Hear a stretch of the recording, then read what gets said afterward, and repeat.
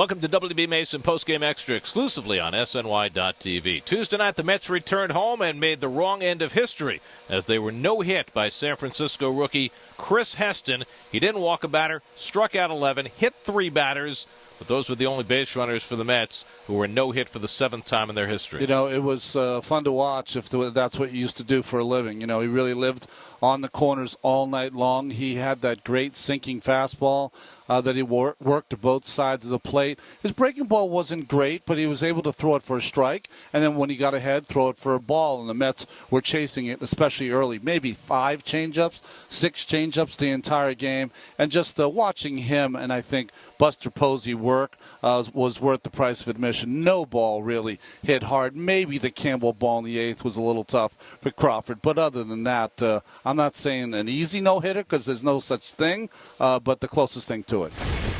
Would we hit 1 ball out of the infield? 2? I mean, that's pretty good pitching. That's pretty good. You know, that's keeping the ball down, keeping the ball down in the zone, and you know, the ones we hit, when we hit them, we didn't hit them very hard. So obviously, his ball had great movement on it. For one reason or another, this one had a little bit of a different feel to it. I just think the way he was moving the ball both sides of the plate, able to throw his off speed pretty much in any count he wanted to, and just the movement on the fastball had him off balance all night. Yeah, it was pretty exciting, moment. Definitely something I'll remember forever. I wasn't too sure where to go after that last out. I just know I wanted to turn around and give Buster a hug, so that was exciting. But just to be a part of it and just to even have the opportunity to be out there, I'm really blessed, and it was a lot of fun. I couldn't be happier for him. He's a good guy, and it's fun to see good things happen to good people. You know what's going on. You want to be the guy to break it up, but you still got to stay within yourself and in your strike zone and put together a good at bat. And he just you tip your cap to him. He just made good pitches when he needed to.